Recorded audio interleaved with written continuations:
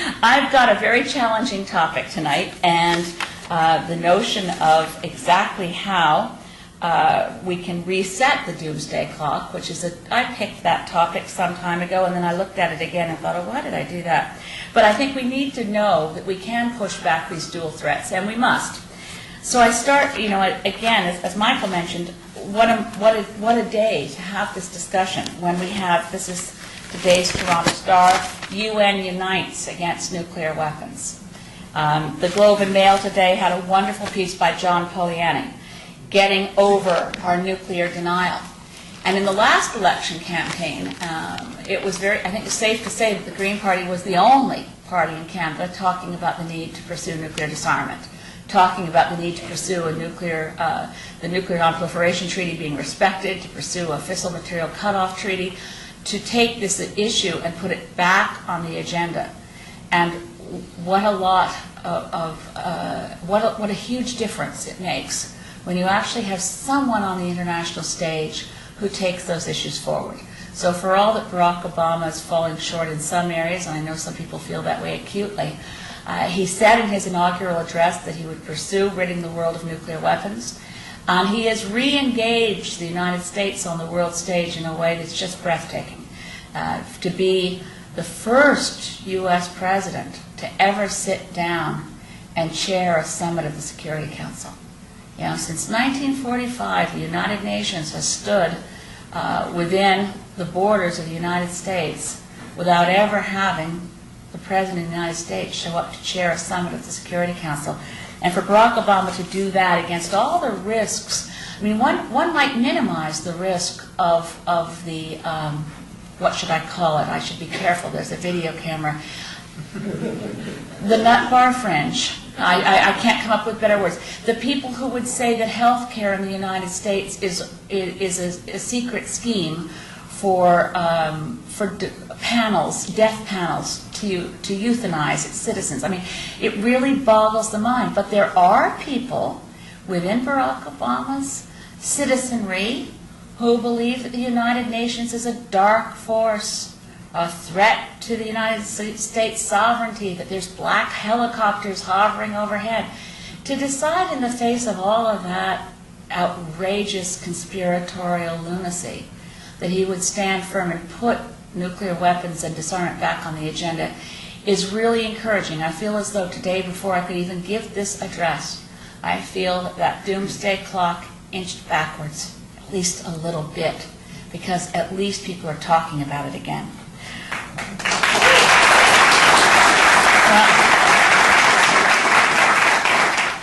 I was brought up as a ban the bomber. My first and earliest protests took place before I could walk. My first press conference was when I was 2. I wasn't a speaker. I was there in the capacity of prop. I was there because my mom was a plaintiff with 17 Nobel Prize winners to sue the governments of the United States, the United Kingdom, and Russia to stop nuclear weapons testing. So I was there, as I said, 17 Nobel laureates and my mom, and she was there to represent the moms of the world, and I did my bit to be the babies of the world, and I was 2. So, and I grew up in a time when we were dealing with nuclear fallout. A lot of you here will remember the Tooth Fairy Project. A lot of you will remember what it took to ban nuclear weapons testing globally. Again, taking it back to my childhood memory, I was the one on the playground warning children not to eat the snow because of the strontium-90. In kindergarten and nursery school, and in other ways making myself extremely unpopular. So this is deep in my bones, remembering things like Albert Einstein saying the splitting of the atom changed everything except our mode of thinking, and thus we drift toward unparalleled catastrophe. And this is still where we are. This is still where we are. One of the quotes from John Poliani's article today was from, he puts forward again, it's good language, remember it from 1996, the Canberra Commission, that said, quote, "The proposition that nuclear weapons can be retained in perpetuity and never used, accidentally or by decision, defies credibility." Now, the Albert Einstein quote is one that will be familiar to you. I don't know whether you know this one from Bertrand Russell, which, again, comprises the whole topic that I want to address for the rest of the time I have with you this evening.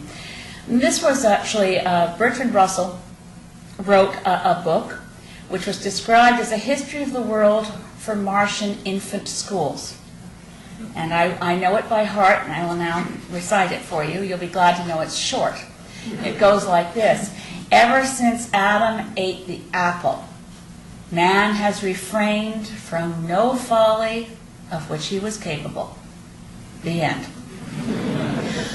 So this then raises the question, do we have any good examples of when we have refrained from folly, and in what follies are we currently deeply embedded? Well, we know that basically there are only three things, and I say only three, there may be more, but the three large technological achievements of humanity that threaten biocide, global suicide, the end of civilization. We basically have had three things that were significant risks. One, of course, is nuclear weapons. The other is the climate crisis. And the third is ozone depletion. Now, we tend to forget about how much of a threat ozone depletion is because we've actually dealt with it. So that's the beginning of hope. Where have we ever seen ourselves with our, grasping a really cool, great technology that threatens the whole planet and have been capable of putting it away and not using it? It's a tough challenge, but we did it with ozone. Now, if you look at the history of the ozone issue, which I will do briefly, chlorofluorocarbons were widely used virtually everywhere and were completely inert, and that was why they were popular. I mean, they were a brilliant invention of chemistry.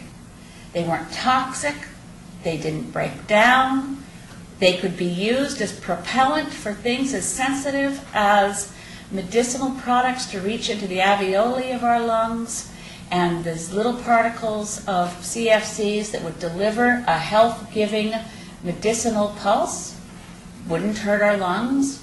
You could use them for other things less essential, like, say, hairspray or deodorant. You could use them to blow foam insulation. You could use them to refrigerate your food.